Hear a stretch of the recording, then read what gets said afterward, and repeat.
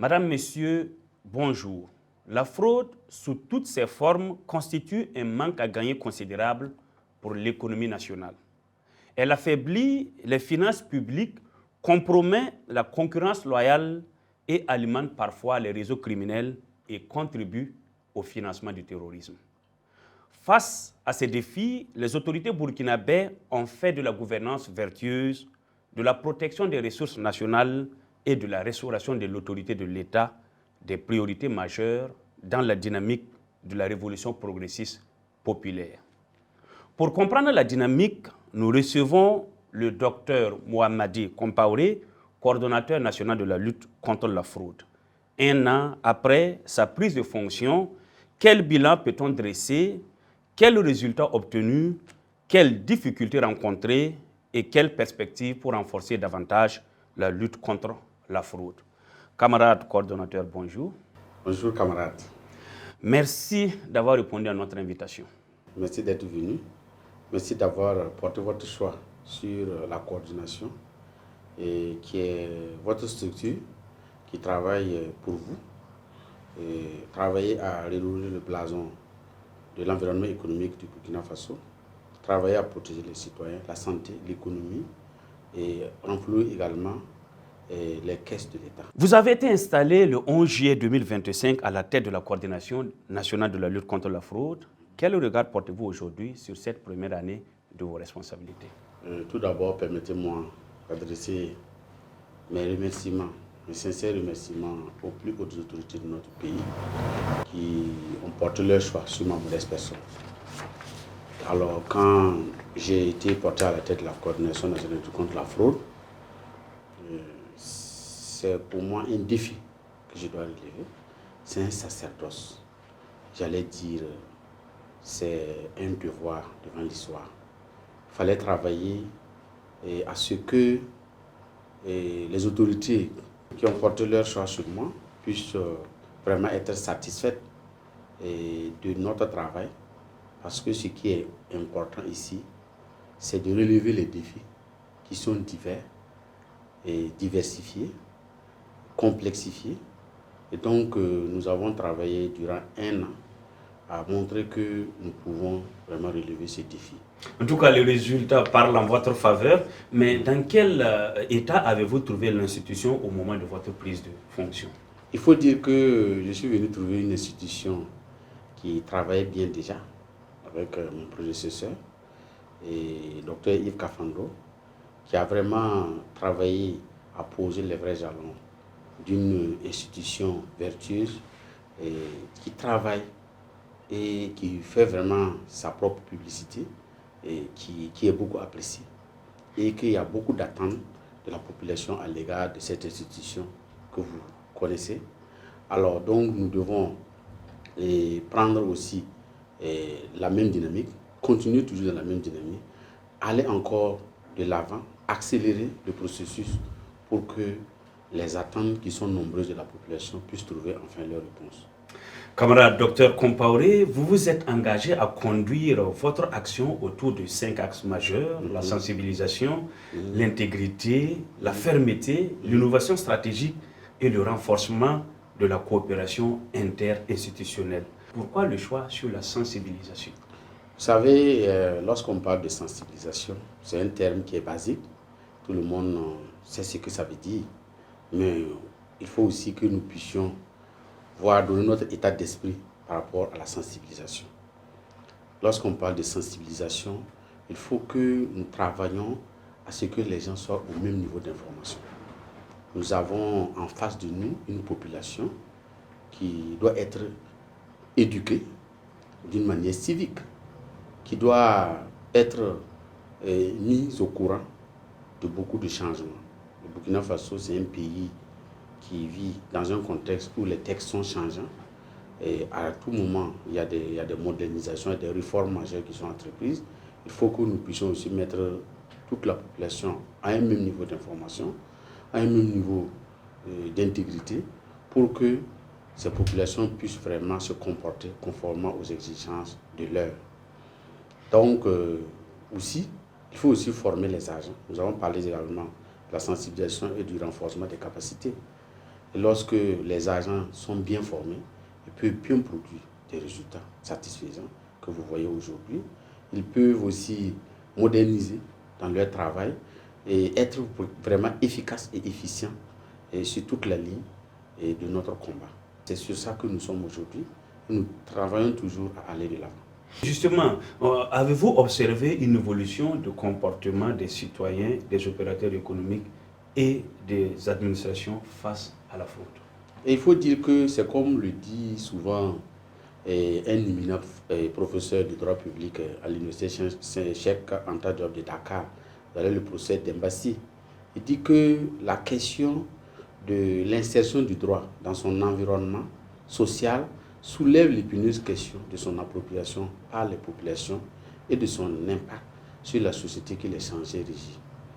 Donc pour dire que nous devons travailler à montrer à la population ce qu'on fait, ce qui est d'actualité, les textes qui sont en vigueur et qui doivent être respectés par la population pour permettre à ce que le Burkina Faso s'inscrive dans une dynamique de souveraineté et d'équité, de loyauté, voilà, de développement du Burkina.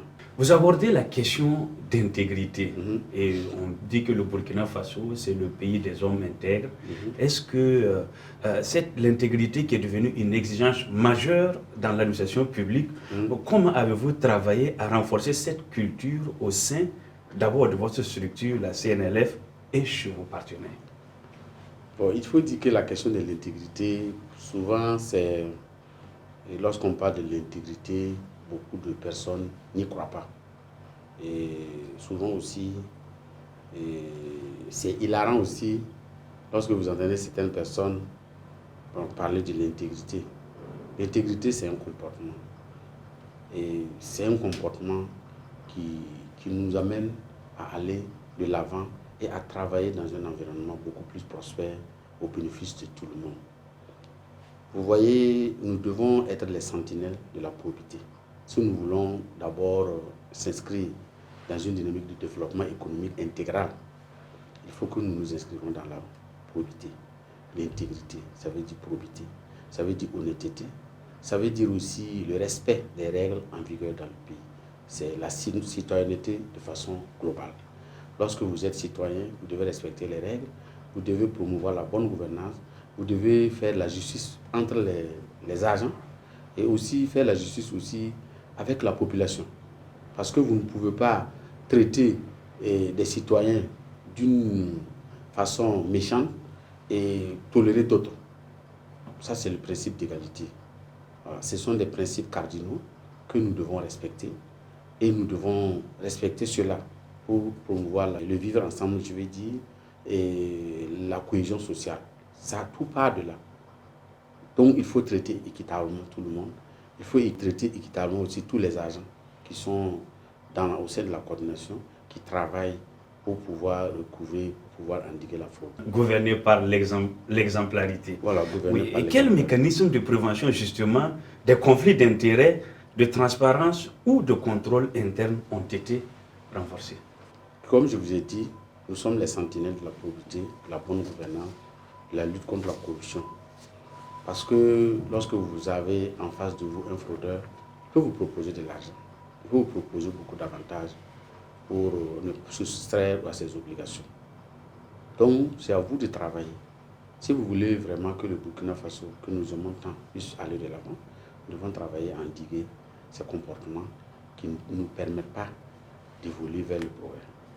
Et nous avons une cellule, un comité anticorruption au niveau de la coordination nationale de lutte contre la fraude. Et tout récemment, on a même procédé au renouvellement du comité. C'est pour vraiment veiller sur les mauvaises pratiques et vraiment réprimer les mauvaises pratiques au niveau des agents qui sont sur le terrain et même à notre niveau. Donc, tous les cas suspects doivent être dénoncés par ce comité anticorruption. C'est cela aussi l'âme de la coordination. On ne peut pas être contre la fraude et en même temps aussi tolérer la corruption, tolérer la mauvaise gouvernance. Ça ne va pas. C'est deux termes antisémites. Pour le dire, et la lutte contre la fraude ne peut pas aller avec la promotion de la mauvaise gouvernance et la corruption. Et la fermeté, c'est l'un des points sur lesquels vous avez promis de travailler. Vous avez promis, bien sûr, cette fermeté contre les fraudeurs. Comment cette orientation s'est-elle traduite sur le terrain, coordonnateur? Vous savez que nous faisons des saisies sur le terrain. Nous faisons des saisies sur des produits sensibles. Vous savez qu'il y a des produits qui sont hautement coûteux. Vous allez voir les Tramaking, les Tramadol, les Royal et les Pentadol Royal. Ce sont des produits qui coûtent très cher. Vous savez qu'un carton peut être évalué à près de 10 à 12 millions. Et donc, si vous saisissez ce produit et que vous devez forcément brûler, parce que ce sont des prohibitions à titre absolu. C'est-à-dire c'est formellement interdit. C'est formellement interdit. Donc, la drogue, de façon globale, c'est formellement interdit. Donc, ce sont des marchandises qui doivent être forcément brûlées. Et même aussi les amphétamines, les produits de la pharmacie, comme les gens ont l'habitude de dire pharmacie par terre, ce sont des produits qui entament directement sur la santé de la population, parce que ce sont des produits qui ont été soustraits au contrôle sanitaire. Et ce sont ces produits-là, si c'est mal vraiment digéré, ça peut provoquer vraiment des maladies rénales, beaucoup d'autres maladies qui ne sont pas de nature vraiment à promouvoir la santé des consommateurs. Quelles sont aujourd'hui les principales formes, puisque vous évoquez les produits de prohibition, les principales formes de fraude auxquelles le Burkina Faso est confronté? La création même de la coordination nationale contre la fraude, c'était pour répondre à 4 besoins. D'abord, le contrôle sur la fiscalité intérieure, on parle des impôts, et le contrôle également sur la fiscalité de bord, qui est relatif aussi à la douane, et il y a l'environnement, et puis le commerce. Ce sont ces 4 aspects qui font la coordination. Et ce sont des choses que nous devons travailler à maîtriser pour avoir une économie prospère. Non seulement il y a l'économie, mais aussi il y a la protection de la santé des consommateurs, la protection de l'environnement, le cadre de vie, etc. Donc vraiment, pour les Burkinabés, certains, quand on parle de fraude, les gens voient seulement les douaniers poursuivre les fraudeurs au niveau de la frontière. Donc la fraude est plus complexe que ce que les gens perçoivent. Et bien sûr, ça c'est la fraude brute. Quand on parle de poursuivre un contrebandier, aller prendre sa marchandise, ça c'est de la fraude brute. Voilà. Je trouve que la fraude a une certaine intelligence qui est là et que nous devons travailler à s'y adapter. Aujourd'hui, la fraude informatique est là. Et vous allez voir aujourd'hui les manipulations des chiffres depuis l'étranger. La fraude est très complexe. Et ça échappe au fisc. Donc, si vous voyez le blanchiment de capitaux aujourd'hui, nous avons fait bénéficier au personnel des formations sur le blanchiment de capitaux. Ça, c'est un aspect qu'il faut développer, beaucoup développer. Parce qu'aujourd'hui, pour financer le terrorisme, il faut passer par ces circuits. Ces circuits sont plus graves que ce que nous voyons. Avoir un fraudeur avec un camion chargé de produits où il n'a pas déclaré bien la valeur, ou bien c'est un camion qui transporte un peu de produits illégaux. Bon, ça peut facilement, je dis, c'est la fraude brute, on n'a pas besoin de déployer beaucoup d'efforts pour saisir ces fraudes. Mais ce qui est important, c'est de voir les circuits qui alimentent le terrorisme, les circuits qui touchent profondément, en tout cas à la sécurité des populations. Pouvez-vous partager quelques résultats ou opérations emblématiques ayant marqué cette gestion? Vous revenez d'une tournée de la région de Guirico où vous avez eu à saisir des produits prohibés comme du cyanure. Est-ce que vous pouvez revenir sur quelques exemples de saisies plutôt qui ont marqué votre gouvernance d'une année? Il faut dire d'abord que quand nous sommes arrivés à la coordination, on avait été confrontés à des défis. Vous savez, tout changement, ça produit un choc. Alors, il fallait travailler à remettre les pendules à l'heure. Et nous avons d'abord initié une opération de grande envergure. Et il fallait rapidement, parce que trouver des solutions. Nous avons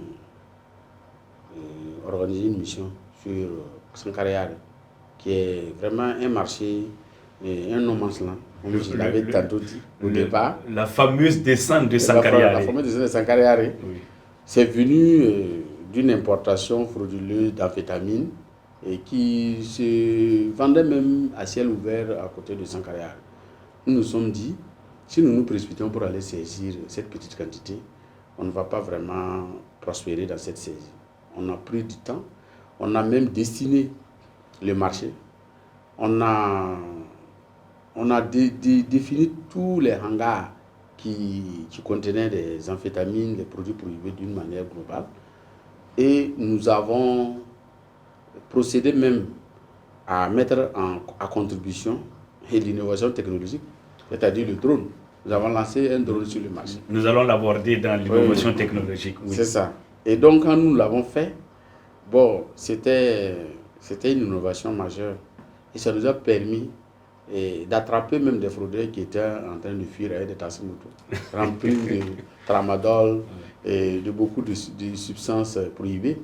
Et nous avons, grâce à ce déploiement technologique, nous avons pu vraiment saisir ces marchandises interdites sur notre sol.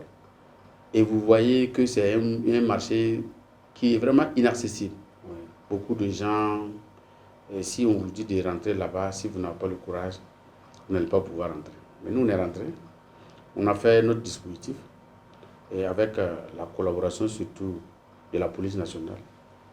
Et là, je tiens vraiment à remercier cette institution qui ne ménage aucun effort pour nous accompagner.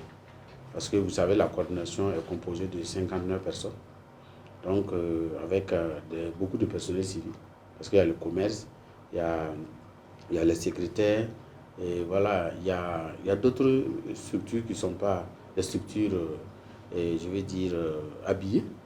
Et donc, nous travaillons avec ces personnes aussi, les agents des impôts qui travaillent aussi à nous accompagner par rapport au contrôle des entreprises. Oui, nous allons l'aborder dans le côté coopération, mais nous allons continuer toujours sur les exemples. Au-delà de Sankarayare, il y a eu d'autres actions. Oui, il y a eu d'autres actions, j'allais y revenir. Oui. Il y en a beaucoup, on ne peut pas finir de mais quelques emblématiques, bien sûr. Oui, il y a Sankarayare, on a fait des actions aussi sur le marché de Bobo de la Sur, en tout cas, travailler à promouvoir et à protéger l'économie nationale. Vous savez que nous avons cette mission régalienne qui est de protéger la production locale, l'économie nationale. Nous avons fait une descente sur le marché de Bobo, où nous avons pu extraire non seulement des amphétamines, de la drogue, mais aussi, j'allais dire, des pagnes qui sont importées, des pagnes en violation contrefaits, qui ont été importées, contrairement à la volonté de souveraineté affichée par le gouvernement. Et cette volonté aussi de travailler à protéger la production locale. Et c'est ça que nous devons vraiment faire pour pouvoir travailler à accompagner les artisans locaux. Parce qu'ils travaillent vraiment à assurer la pleine économie de notre pays. Et nous devons les accompagner. Vous avez parlé il y a ça aussi. Oui. Il y a récemment, on est allé au niveau de Houndé, qui est vraiment un lieu, je vais dire un site aurifère, tout le monde le sait. Et donc, il fallait aussi aller sur ces lieux et travailler à s'assurer que tout se passe bien. Et lorsque nous sommes arrivés, nous avons été vraiment déçus. Vraiment, nous sommes restés dans une consternation lorsque nous avons vu des explosifs et des câbles détonnants sous un hangar et en plein milieu de la population. Mais c'est vraiment grave. Et donc, vous savez qu'aujourd'hui, il y a eu déjà des cas vraiment déplorables qu'on a vécu à Ouaga ici. Et c'est vraiment, ça devait nous édifier et ça devait vraiment amener la population à éviter ce genre de comportement. Et il fallait agir et vous l'avez fait. Il fallait agir et nous l'avons fait. Nous avons dit que la lutte contre la fraude, c'est un sacerdoce. C'est un travail beaucoup plus complexe, comme on le pense, et qu'il faut que nous mettons les bouchons doubles pour pouvoir aller de l'avant, pour pouvoir arrêter tous les trafics criminels qui alimentent l'économie criminelle. Et donc, nous avons travaillé nous toujours, nous avons reçu des informations tard la nuit, nous avons arrêté des camions qui transportaient des produits non homologués, c'est-à-dire les pesticides non homologués. Nous avons saisi des camions tout récemment au niveau de Karpala, dans une cour à usage d'habitation, transformés en un dépotoir de produits de drogue. Nous avons saisi ces drogues et lorsque nous posons ces actes, nous sommes vraiment émerveillés et nous sentons que nous sommes en train de remplir notre devoir citoyen, celui de protéger la vie des populations, celui de protéger la vie de la jeunesse et l'avenir du Burkina Faso d'une manière générale. Oui, vous avez parlé tout de suite de l'utilisation des drones. Cela fait référence à l'innovation technologique, un des points que vous avez mis en valeur depuis votre installation. Oui. Et cette innovation technologique, que recouvre exactement cette notion dans la lutte contre la fraude? Il faut aussi dire qu'aujourd'hui, on ne peut pas se départir de l'innovation technologique. Le monde aujourd'hui est changeant, il est ondoyant, il appelle à ce que nous puissions vraiment travailler dans la facilité et dans l'aisance. Lorsque vous utilisez les moyens technologiques aujourd'hui, vous arrivez à faire des merveilles. Et cela, si nous vous disons le pourcentage de taxis-motos ou de véhicules qui étaient en train de charger des produits pour fuir et rentrer dans les quartiers, vous allez être vraiment émerveillé. Lors de votre descente, au niveau du marché de Sankaré, voilà. Une descente qui a vraiment été appréciée par la population. Oui, on a pu prendre des explosifs. Vous savez que le marché a d'abord été... Il y a eu un incendie. Sur le marché, au niveau du marché.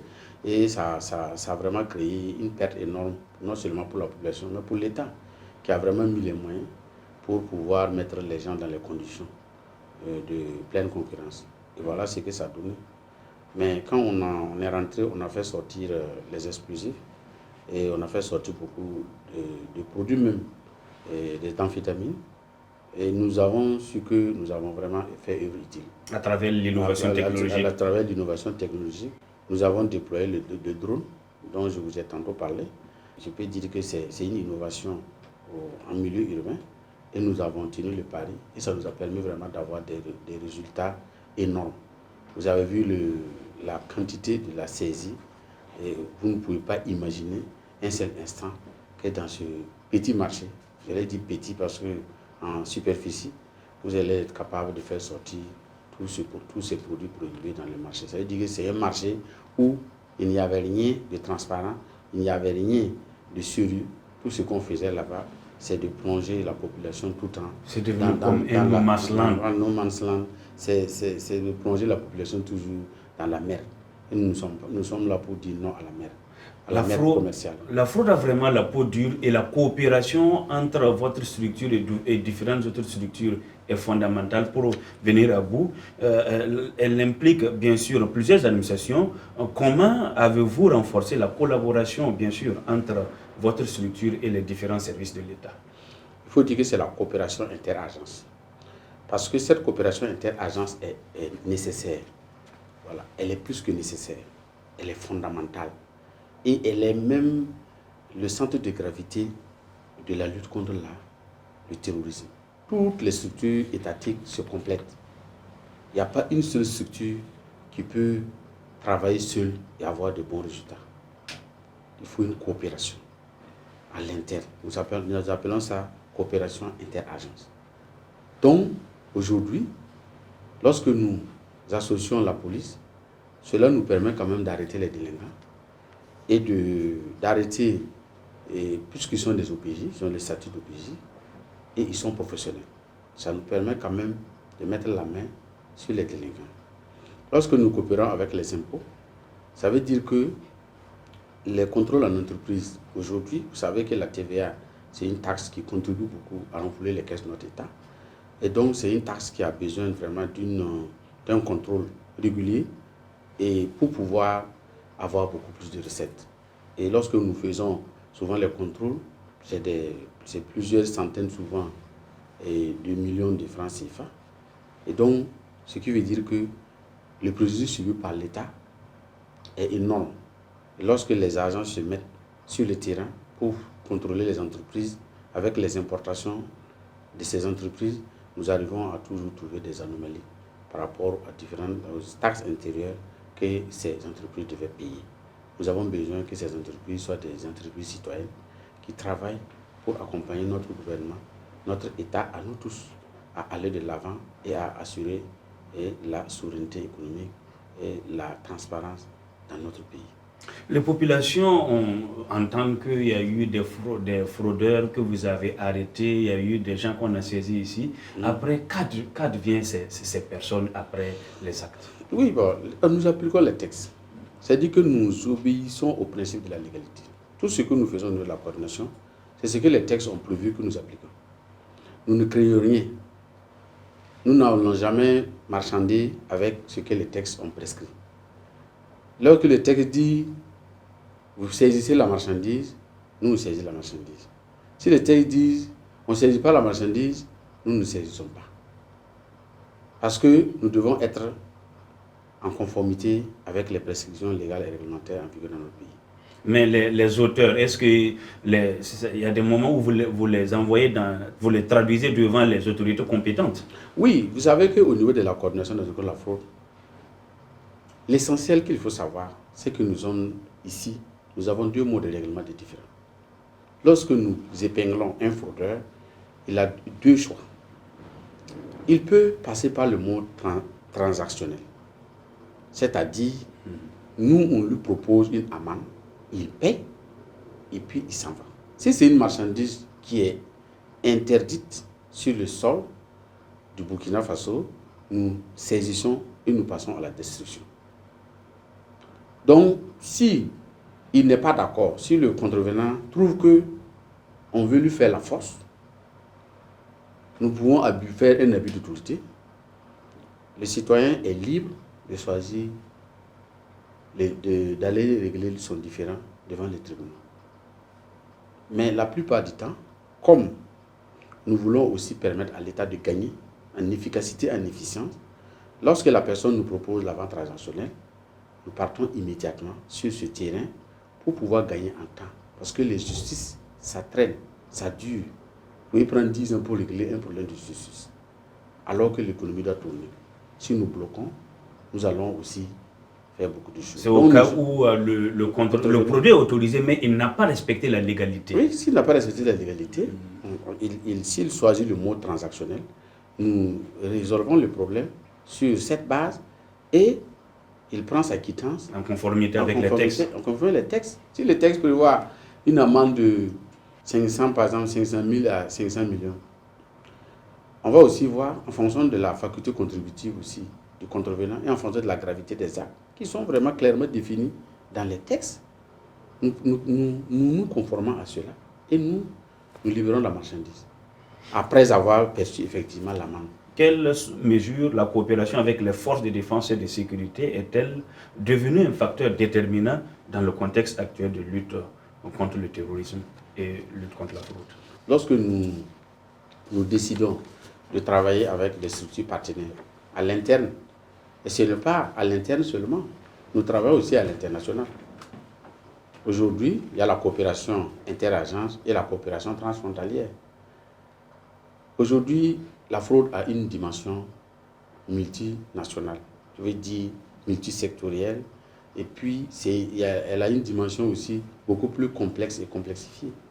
Donc il faut travailler avec des partenaires pour comprendre d'où la fraude vient et où la fraude a commencé, et puis voir dans quelle mesure nous pouvons travailler à maximiser le niveau d'information et à aller vraiment vers la saisie. C'est ce qui est important. Vous pouvez par exemple voir dans un secteur, dans une ville, où les gens peuvent venir avec 2-3 cartons pour vouloir aller entreposer dans un lieu donné. Si vous êtes pressé, vous n'allez pas avoir vraiment le gros du lot. Il faut prendre du temps et intensifier les informations. Vous avez vu qu'au niveau de Carpal, on a fait 3 mois avant de saisir le contrevenant, le contrebandier. Vous voyez que c'est des choses qui prennent du temps avant de se réaliser. Et quand on a pris, c'était vraiment quelque chose d'une valeur de près de 756 millions. C'était beaucoup, vraiment colossal. Et c'est comme ça qu'on travaille. Il faut travailler comme ça. Il faut travailler souvent dans la patience pour pouvoir débusquer la vraie fraude. Est-ce que la CNLF a compétence à intervenir au niveau aussi de la fraude minière? Et bien sûr, tout ce qui est trafic, la coordination nationale contre la fraude a la compétence. Puisque lorsqu'on dit coordination nationale contre la fraude, c'est comme je l'ai dit, il y a 4 dimensions. Il y a la dimension fiscale, il y a la dimension douanière, il y a la dimension environnementale et celle commerciale. Il y a 4 axes. Donc, tous ces axes relèvent d'une compétence pleine et entière de la coordination nationale contre la fraude. Nous parlons de vos résultats. Quels sont selon vous les 3 principaux acquis enregistrés durant cette première année d'activité? Lors de la prise de commandement, j'avais initié 4 axes majeurs. Le premier axe, c'était la sensibilisation et puis le renforcement des capacités. Aujourd'hui, nous avons initié beaucoup de formations au profit des agents. Actuellement, ils sont à Koudougou pour parler des actes et des techniques d'enquête en matière d'infractions économiques et financières. Et ça aura lieu à Koudougou sur 5 jours. Et aujourd'hui, au niveau de la sensibilisation, nous avons procédé à beaucoup de sensibilisation. Vous avez suivi peut-être les réseaux sociaux. Vous voyez qu'à chaque fois quand il y a des activités de sensibilisation, nous mobilisons. Et nous travaillons à ce que les agents soient éclairés sur des dossiers majeurs. Et ça aussi, ça y va de leur efficience et de leur efficacité sur le terrain. Un agent qui n'est pas bien formé, il ne peut pas avoir de bons résultats. Donc, si vous voyez qu'il y a beaucoup de saisies, c'est parce que nous avons pu avoir vraiment un renforcement de capacité, une formation du personnel, une modernisation même dans la gestion du personnel. C'est ça certainement qui donne ces résultats plausibles que vous voyez. Donc, ensuite, nous avons parlé aussi de la fermeté et de l'intégrité, qui est vraiment un mot qui est d'actualité. Vous savez que nous sommes inscrits dans la dynamique de la révolution progressiste populaire. Lorsqu'on parle de révolution progressiste populaire, ce n'est pas un vain mot, c'est un comportement. C'est un comportement, c'est dit de moralité irréprochable. Voilà, vous devez avoir la bonne moralité, vous devez avoir un comportement d'intégrité. Pas de compromis. Pas de compromis. Voilà. Et lorsque vous travaillez comme ça veut dire que ça veut tout le monde en confiance. Voilà. Lorsque vous êtes dans un environnement où les gens n'ont pas confiance en vous et qu'ils soupçonnent beaucoup de choses, ça freine votre dynamisme. Voilà pourquoi nous travaillons à nous débarrasser de cet art-là et puis aller vers la promotion de l'intégrité qui nous permet aussi d'avoir des restos. Parce que lorsque vous travaillez dans l'intérêt supérieur de la nation, les retombées sont bonnes et ça vous permet aussi de prouver à un niveau que vous avez l'amour de la patrie. Vous aimez votre nation, vous voulez que votre nation prospère sur le terrain de la lutte contre la fraude, vous devez accompagner tous les secteurs d'activité, travailler en synergie avec toutes les forces de défense et de sécurité à l'intérieur, travailler également avec les partenaires extérieurs, la coopération internationale. Et vous comprenez que c'est dans cette bonne dynamique, c'est dans cette bonne ambiance qu'on peut vraiment se compléter et travailler à atteindre de très bons résultats au profit de toute la population, de toute la nation burkinabé. La lutte contre la fraude permet aujourd'hui de mieux préserver les recettes publiques. On va parler des chiffres. Quels sont les chiffres que pouvons nous donner? Oui, il faut dire que d'abord, au titre du recouvrement des amendes, l'État nous avait donné des prévisions. Et les prévisions, c'était à 1 milliard, plus de 1 milliard 741 millions. Aujourd'hui, au jour d'aujourd'hui, nous avons fait 5 mois, 6 mois je vais dire, et jusqu'en juin. Et à partir de ces 6 mois, je veux dire en milieu d'année, nous avons pu recouvrer, c'est-à-dire plus de 1 milliard 271 millions. C'est-à-dire à mi-parcours, nous sommes déjà à plus de 74% de recouvrement. Voilà. Parlons aussi des sorties terrain. Nous sommes au-delà. Nous faisons les contrôles réguliers, comme les contrôles inopinés. Nous faisons des saisies presque chaque semaine, chaque jour, pour pouvoir vraiment donner une santé économique et une santé aussi humaine à tous les habitants du Burkina Faso. Et quels indicateurs utilisez-vous pour mieux mesurer l'efficacité de vos actions? Vous en avez brossé quelques-uns, mais on peut revenir plus en large dans ce thème. Lorsque vous parlez de mesure de l'efficacité, et lorsque vous avez au début, vous êtes inscrit pour atteindre un objectif de 2 ou 3, peut-être faire une sortie terrain 2-3 fois dans le mois. Si vous arrivez à faire 5, 10, ça veut dire que vous savez que vous êtes au-delà des attentes. Donc, tous ces aspects montrent que, lorsque je vous parle de chiffres, on est à mi-parcours, on est déjà à 74, à près de plus de 74%, ce qui veut dire que les indicateurs sont ouverts. Les indicateurs sont ouverts. Donc, ce qui reste, il reste 26% en matière de recouvrement, ce qui est comme sortie terrain, ce qui est aussi comme sortie médiatique, même ce qu'on nous donne pour, je vais dire, travailler pour dans le cadre de la médiation. L'argent ne suffit plus. Voilà. Donc, il faut qu'on travaille à montrer à la population ce qu'on fait et l'importance de ce qu'on fait. Très important. Justement, d'autres parleront de difficultés, certains parleront de défis. Dans tout métier, malgré ces avancées, quelles sont les principales difficultés auxquelles la CNLF est confrontée? Vous savez qu'il n'y a pas de travail sans difficulté. S'il n'y a pas de difficulté, c'est que ce n'est pas un travail. Alors, mais je pense que nous travaillons à transformer ces difficultés en opportunités. Voilà. Et vous savez que lorsqu'il y a des difficultés, et quand vous regardez nos actions sur le terrain, nous travaillons à brader toutes ces difficultés.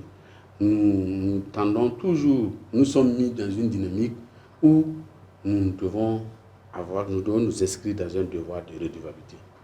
Parce que la population a l'œil sur nous, les autorités ont l'œil sur nous, donc nous devons travailler à ce que cela soit vraiment un temps un temps de victoire, un temps de libération du pays, de toutes ces fraudes, un temps vraiment où nous devons laisser beaucoup d'empreintes, nous devons marquer notre volonté sans faille pour le retour de la sécurité et de la non-fraude au Burkina Faso. De par le passé, les agents de lutte contre la fraude étaient souvent confrontés à de l'incompréhension. Certaines populations trouvaient que c'était excessif. Est-ce qu'aujourd'hui cela se conjugue au passé, dans la mesure où souvent les populations pouvaient aider certains fraudeurs contre les agents de l'État? Est-ce qu'aujourd'hui cela se conjugue au passé?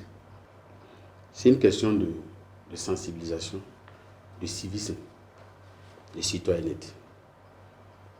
Si aujourd'hui, nous avons tenté de parler de Dembassi, professeur Dembassi, il faut que nous sommes insérés dans un environnement social au Burkina Faso qui voudrait que nous travaillions à débarrasser le pays de tout cet art qui freine son dynamisme et son développement. Donc si nous devons travailler à ça, nous ne devons pas marchander avec la lutte contre la fraude. Donc, tout le monde sait que la fraude annihile tous les efforts et sape tous les efforts de développement économique et social. Nous voulons protéger la population, nous voulons développer notre économie, nous voulons développer notre nation, que nous aimons tant, que nous chérissons tant. Donc, nous devons mettre tous les moyens possibles pour que tout ce qui est pratique, et je vais dire anti-développement, c'est-à-dire tout ce qui est pratique néfaste pour ce progrès, voilà, puisse être démasqué et éradiqué de notre échiquier national. Le contexte sécuritaire modifie-t-il les méthodes de fraude et complique-t-il votre mission? Naturellement. Vous savez, les fraudeurs peuvent profiter de certains contextes, je veux dire, difficiles. Par rapport au maillage du territoire. Par rapport au maillage du territoire, pour pouvoir faire beaucoup de choses. Mais il faut dire que cela, comme je vous avais dit, cela ne doit pas être une difficulté qui va vraiment nous affaiblir. Au contraire, ça nous pousse, avec le concours de beaucoup de structures que vous connaissez, nous arrivons à aller au-delà et à démasquer la fraude, même dans les zones soi-disant hostiles. Quels sont aujourd'hui les besoins prioritaires de la coordination pour être plus efficace? Donc, au niveau de la coordination, nous sommes déjà fiers de l'accompagnement de nos plus hautes autorités. Nous sommes également fiers du matériel qui a été mis à notre disposition. Pour le moment, nous n'avons pas de problème par rapport à cela. Tout ce que nous voulons, c'est de veiller toujours à produire encore plus en innovant. Et c'est ça aussi, il faut s'inscrire dans une innovation. Ce n'est pas les moyens qui nous manqueront, il faut s'inscrire dans une innovation pour avancer. Et c'est ce que nous faisons, tentons de faire. Et nous sommes sûrs que les années à venir, vous avez vu déjà même qu'avec les recettes du mois, on est à 122% hein, de recouvrement par rapport aux prévisions. Donc, ce qui veut dire que le travail, c'est une synergie d'action. La lutte contre la fraude contribue aussi à renflouer les caisses de l'État. Parce que si les contrebandiers et les opérateurs économiques indélicats se rendent compte que la coordination, toutes les structures engagées dans la lutte contre la fraude ne marchandent pas avec eux, c'est sûr que les gens seront obligés de se conformer à la loi, c'est-à-dire en posant des actions citoyennes, en posant des actions d'intégrité, en allant payer les impôts, en allant vraiment s'inscrire dans une dynamique de civisme fiscal. C'est ce que vous voyez. Vous allez voir que si nous maintenons toujours le cap, vous allez voir que le Burkina Faso va toujours dépasser les recettes sur toute l'année. Souvent, on fait des petits classements à l'international. Est-ce que le Burkina Faso est bien positionné? Dans la sous-région, on peut dire que le Burkina Faso, aujourd'hui, quand on parle de recettes, en tout cas en ce qui nous concerne, en tout cas, on peut se réjouir. Parce que je parle sous réserve du ministre de l'économie et des finances, qui était vraiment, qui est l'autorité chargée vraiment de vous parler du point de vue économique et de vraiment notre image au niveau donc les institutions internationales donnent un bon classement par rapport aux efforts faits à ce niveau.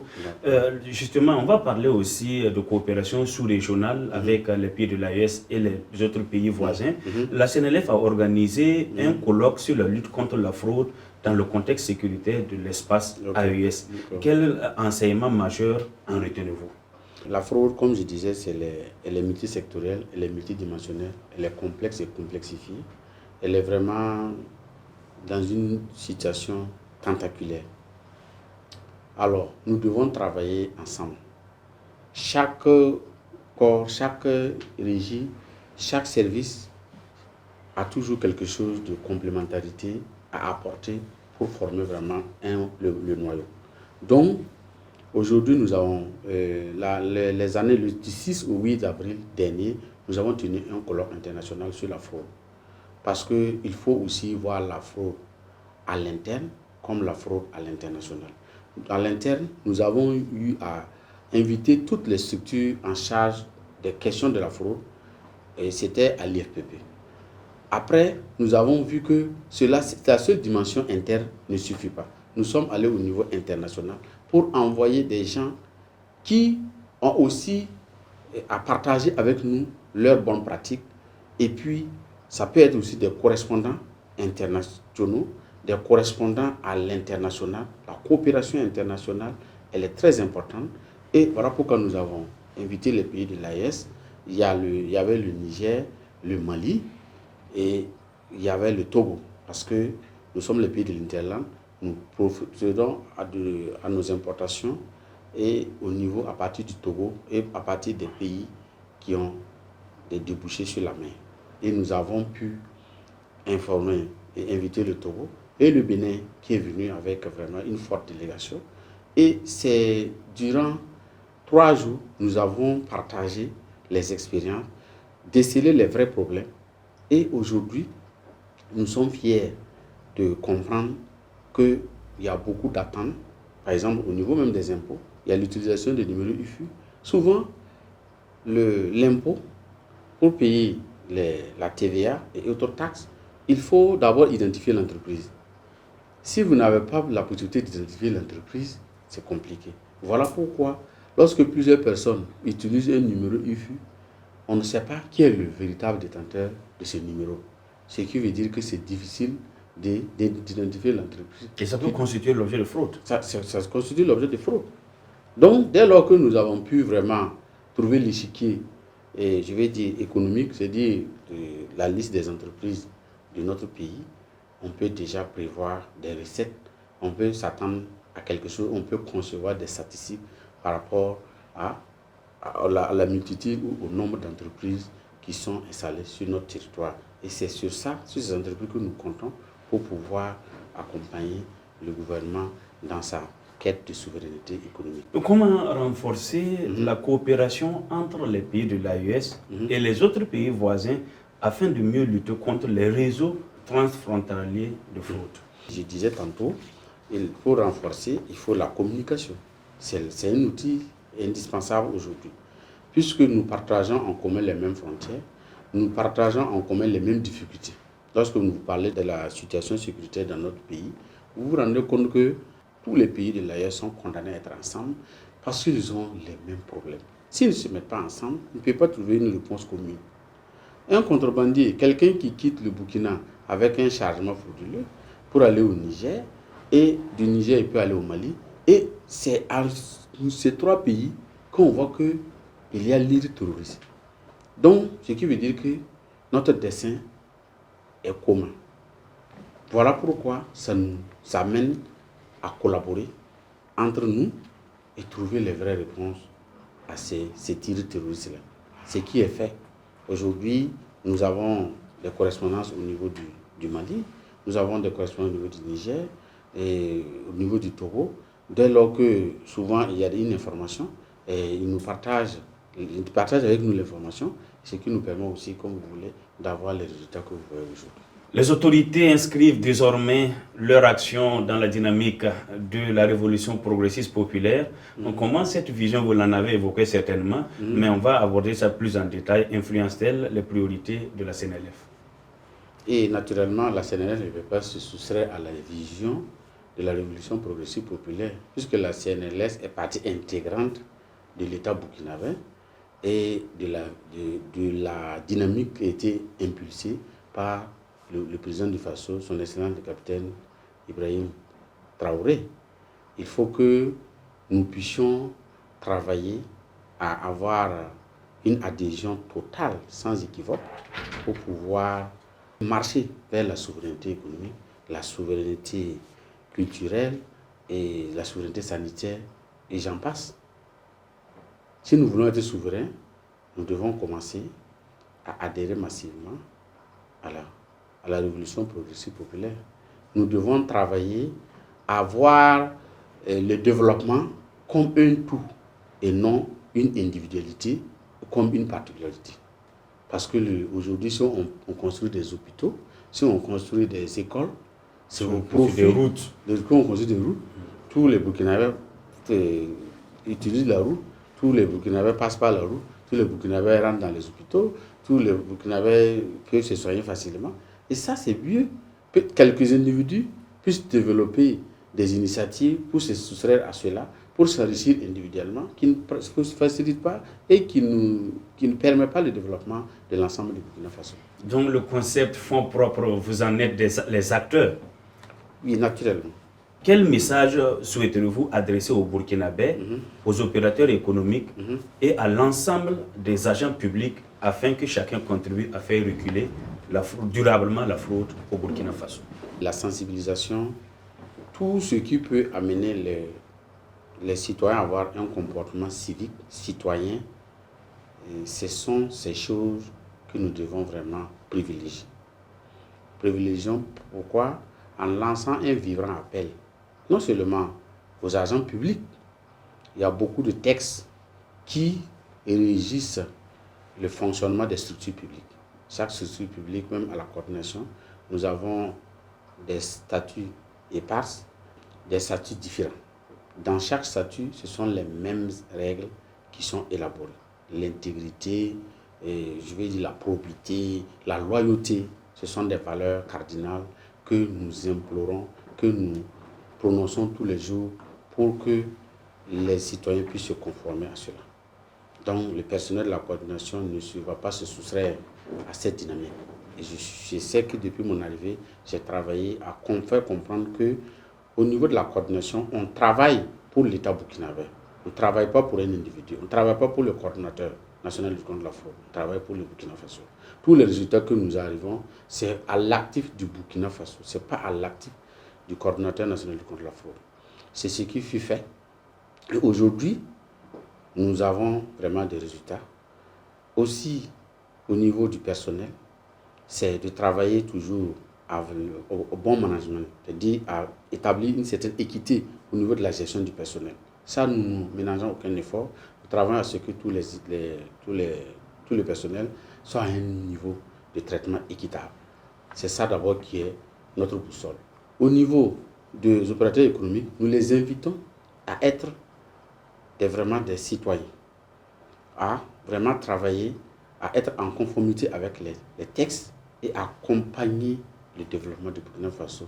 Parce que c'est eux qui sont le socle de la prospérité économique du Burkina Faso.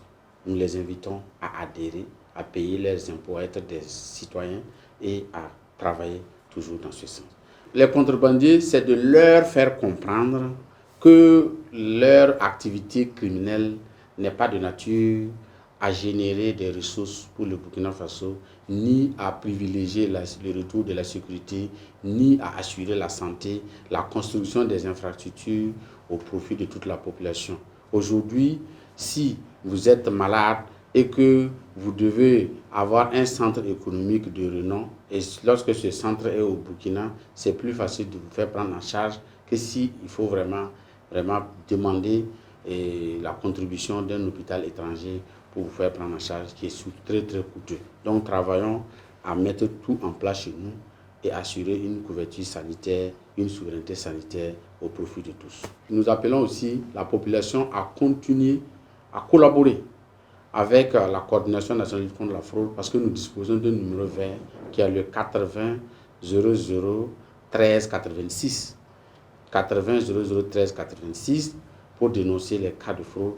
Cela permettrait à la coordination d'agir et ça sera à leur profit.